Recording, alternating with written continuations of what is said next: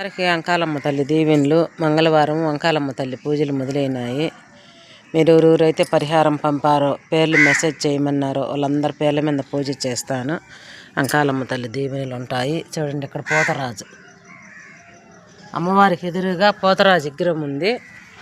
చూడండి, మీరు ఎవరైతే పేర్లు మెసేజ్ పెట్టారో ఖచ్చితంగా పూజ చేస్తాను.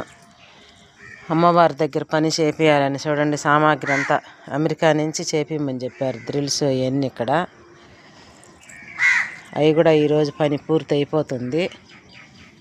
ఇబ్బంది ఏం లేదు. ఇంకా చాలామంది పరిహారాలు పంపారు. అమ్మవారికి ముక్కు, కళ్ళు పత్తొల్లాలలో చేపిమని పారం నుంచి చెప్పారు. అవి కూడా చేయించి ఆదివారం కల్లా పెడతాను. కోరిన కోరిక నెరవేరిందని, ఉద్యోగం వచ్చిందని చేయమన్నారు. అమ్మవారికి ఎండితో చేయిస్తాను. ఆదివారం అన్నీ పెడతాను. ఆదివారం కల్లా ఈ పనులు కూడా అన్నీ రెడీ అవుతాయి. ఇబ్బంది ఏమీ లేదు. సరేనా? అందరికి అంకాలమ్మ తల్లి దీవెనలు ఉంటాయి. మీరున్నే కానించి చూసి దండం పెట్టుకోండి చాలు. చాలా సత్యమైన తల్లి. మోసపు నెమ్మర్లు దండిగా ఉన్నాయి, మోసపోవద్దు.